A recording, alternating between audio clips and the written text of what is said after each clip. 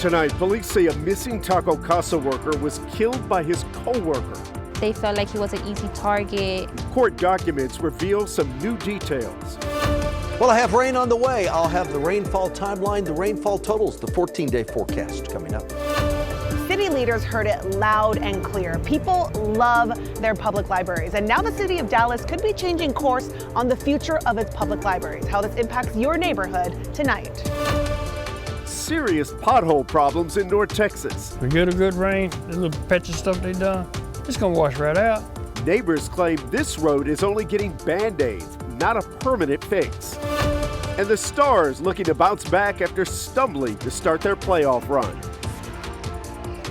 Tonight, we are learning new details about the death of a Taco Casa employee who Fort Worth police say was killed by his co-worker. Yeah, detectives discovered the man's body 4 days after he was reported missing. We've been reporting from several scenes in Tarrant County, and Brittany Costello just got a look at court documents providing some new details. At 31, Thomas King was the oldest of four. He was the most sweetest person. But sister Mary Jo Madrano says fatherhood was his favorite stage of life. She says King had two boys with his high school sweetheart. They've been asking for their father. I just don't think they understand the concept yet. We told them that he's in heaven. Something she's still trying to process too. Madrano says she got a call last week that her brother was missing, that he never came home from his shift at a Fort Worth Taco Casa. We automatically knew that's not Thomas. He was discovered dead just 4 days later. Sibling April King. We want to know why they did this to him. They are slowly getting answers that lead them back to the Taco Casa their brother worked at.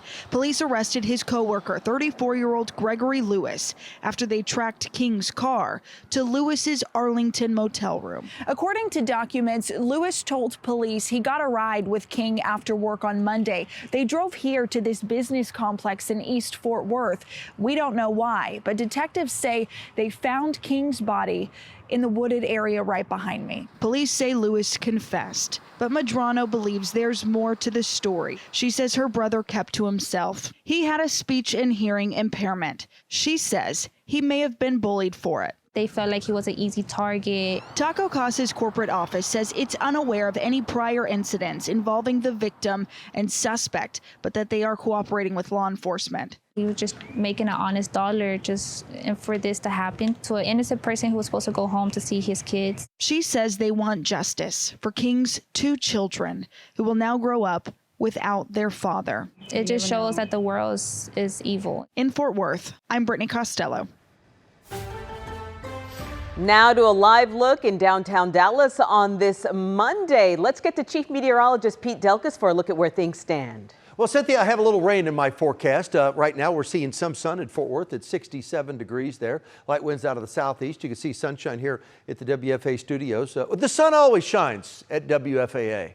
68 degrees right now in downtown Dallas. We have some moisture that's moving in. A lot of this right now on this radar, a lot of this precip, it's actually not reaching the ground because below the clouds, the ground is so dry, so it's what we call virga. So it's rain that's falling from the clouds, it just doesn't reach the ground.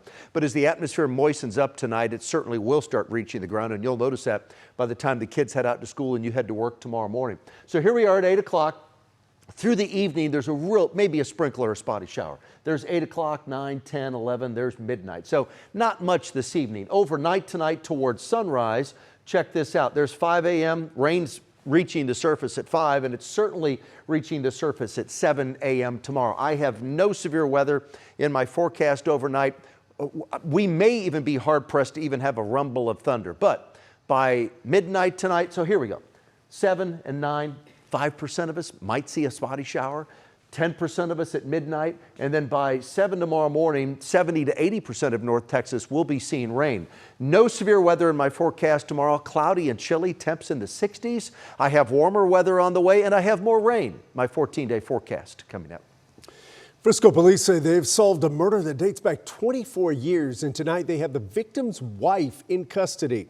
Officers arrested Lisa Honrad this morning, and detectives believe she's behind the murder of Frank Weiss in 2002. Weiss lived in Plano, and his body was found near Lake Lewisville.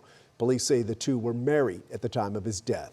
Modern investigative technology and new information from a witness helped detectives solve the case, and Honrad is now charged with murder.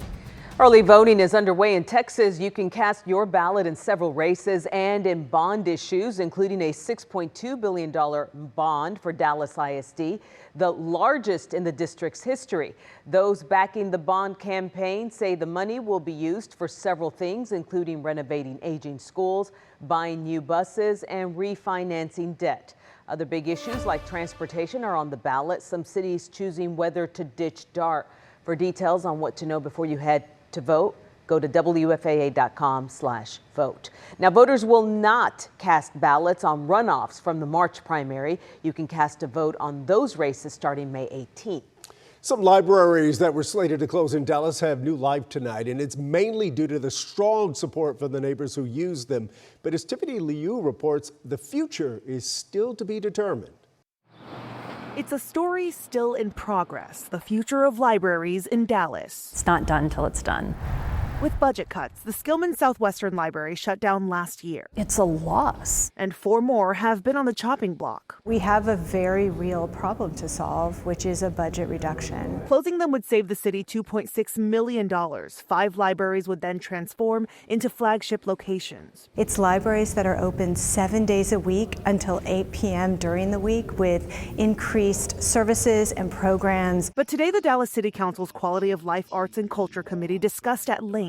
And I support keeping the branches intact. A plot twist. I think the word overwhelming is what I would use. Manya Shore is the director of Dallas Public Library. She says a survey was done in February and 4,000 people responded, in addition to hundreds of emails. And it became very clear how much people love their neighborhood libraries and do not want them to close. More than 85% say they use the Dallas Public Library services monthly. Someone once said that libraries help people do life. Denise McGovern, executive director of the Friends of Dallas Public Library, says these buildings are beyond the books they hold. Job help, workforce development, computer skills. City leaders are trying to rewrite what's next. And I think we need to build on these versus take away. The new goal is to keep neighborhood libraries open and still create 5 flagships. We only need 2 to 3 more positions at each of the libraries to achieve 7-day-a-week service. What's unclear is how the city will fund it. Shore says either council restores the budget or they reduce days and hours at other libraries to staff the flagships. How this moves forward is up to the city manager and the city council. However the money shakes out, it's looking like a new chapter